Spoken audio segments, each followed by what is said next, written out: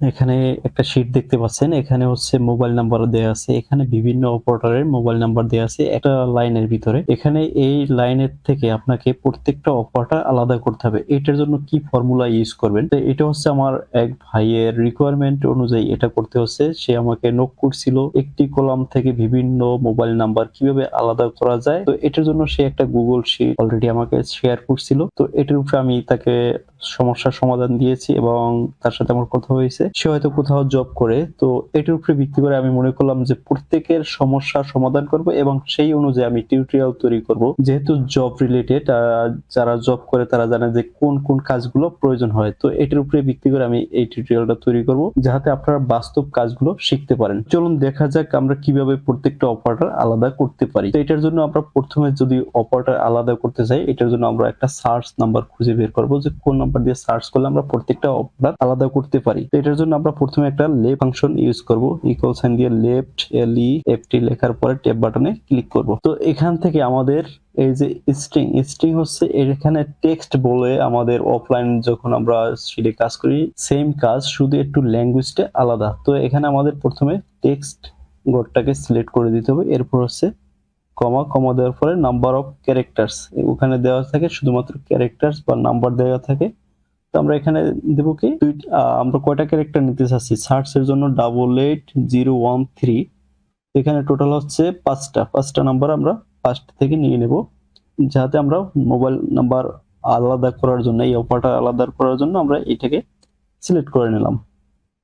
পাঁচটা নেওয়ার করা হচ্ছে আমরা প্রত্যেকটা অপারেটরের শুরু যে নাম্বারটা থাকে 015, এটা হচ্ছে টেলিটক, 017 এটা হচ্ছে গ্রামীণ, এরকমের। এটার জন্য একটা সার্চ নাম্বার আমি বের করে নিলাম। এখন হচ্ছে আমি এখানে টেলিটক, এয়ারটেল, বাংলালিংক, একাম, রবি এবং জিপি নাম্বারগুলো আলাদা করব। তো এইটা আলাদা করার জন্য আমরা গুগল শিটে যদি করি সেক্ষেত্রে আমরা ফর্মুলা ইউজ করব হচ্ছে ফিল্টার ফর্মুলা। প্রথমে আমরা ইকুয়াল সাইন দেবো, এরপরে লিখবো হচ্ছে ফিল্টার, FILTR। তো এই ফিল্টার এখানে সাজেস্টে চলে আসছে, আমরা এখানে ক্লিক করে দেবো। এরপর হচ্ছে রেঞ্জ হচ্ছে আমার মোবাইল নাম্বার, যে মোবাইল নাম্বারটা যেহেতু আমি এখানে নিয়ে আসবো, তো মোবাইল নাম্বারের রেঞ্জটা সিলেক্ট করে দিলাম। পর হচ্ছে কমা দিলাম হচ্ছে কন্ডিশন। এখন কন্ডিশন হচ্ছে কি, আমরা এই যে সার্চ নাম্বার আলাদা করছিলাম যে মোবাইল নাম্বারের যে কোডটা, এটা সার্চ নাম্বার হিসেবে আমি ইউজ করব কন্ডিশন 1 এ। তো কন্ডিশন এখানে যেহেতু বলছে কন্ডিশন, তো কন্ডিশন সিলেক্ট করে দিলাম। আমরা হচ্ছে এখন এই মোবাইল নাম্বারটাকে ইকুয়াল দেব, ইকুয়াল মানে হচ্ছে আমি ম্যাচ করব, এইটা যদি ম্যাচ করে তাহলে আমার এখানে এই নাম্বারটা নিয়ে আসবে। তো আমার এখানে এই কোডটা লিখে দেব। তো আমরা যে কোনো টেক্সট লেখার পূর্বে কি করব, ডাবল কোড দেব, এরপরে 88, এখানে যেহেতু টেলিটক নিয়ে আসবো 015 টেলিটকের জন্য, এরপরে ডাবল কোড ফার্স্ট ব্র্যাকেট, দেখুন এন্টারে ক্লিক করব।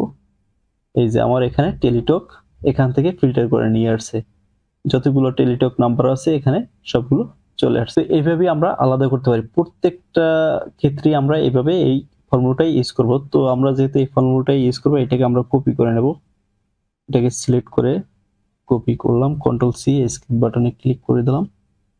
এরপর হচ্ছে আমরা এয়ারটেলের এই জায়গায় পেস্ট করব, এই যে ফর্মুলা বারটা এখানে আমরা পেস্ট করব।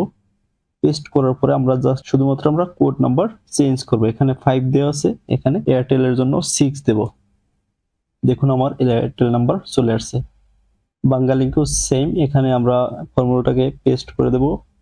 এরপর হচ্ছে 019 বাংলালিংকের জন্য, এই যে চলে আসছে আমার বাংলালিংক নাম্বার। এরপর হচ্ছে রবির জন্য আমরা জাস্ট এখানে ফর্মুলাটা পেস্ট করে দেব, 018, দেখুন চলে আসছে।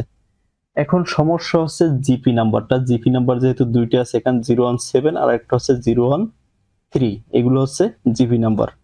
তো জিপি নাম্বারের জন্য আমার এই ফর্মুলাটা ডাবল করে লিখতে হবে, একটু কারিশমা আলাদা এটার থেকে। তো এটার জন্য একটু এক্সট্রা কারিশমা করতে হবে। প্রথমে আমরা ইকুয়াল সাইন দেব, যেহেতু আমার ফর্মুলা কপি করা আছে আমি এখানে পেস্ট করে দিই, Ctrl+V দিয়ে পেস্ট করলাম।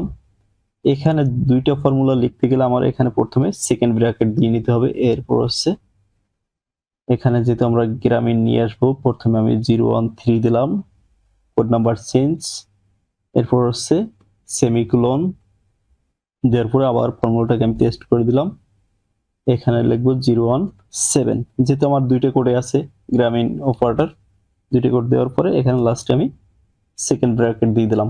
দেখুন ফর্মুলাটা প্রথমে ফিল্টার ব্যবহার করছি, এরপর হচ্ছে এখানে এক্সট্রা দিছি সেকেন্ড ব্র্যাকেট, এরপর সেমিকোলন, এখানে ইকুয়াল থাকবে না, দুইটা ফর্মুলা লিখতে গেলে কোনো ইকুয়াল হয় না মাঝখানে।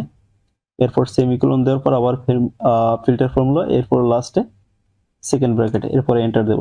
দেখুন আমার এখানে গ্রামীণ অপারেটর সবগুলো চলে আসছে।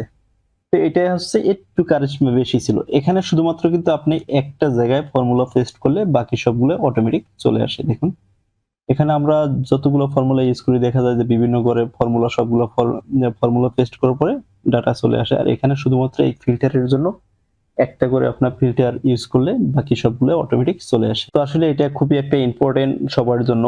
তো সবাই শেয়ার করে প্রোফাইলে সেভ করে রাখবেন, যখন মনে না থাকবে তখন আপনার প্রোফাইল থেকে আবার রিভিউ করতে পারবেন। আমি বারবার এই কথাটাই বলি, কারণ হচ্ছে আজকে এই টিউটোরিয়ালটা আপনার সামনে চলে গেল, পরবর্তীতে হয়তো খুঁজে নাও পেতে পারেন, এই জন্য শেয়ার করে নিজের প্রোফাইলে সেভ করে রাখবেন। সবাইকে ধন্যবাদ। আসসালামু আলাইকুম।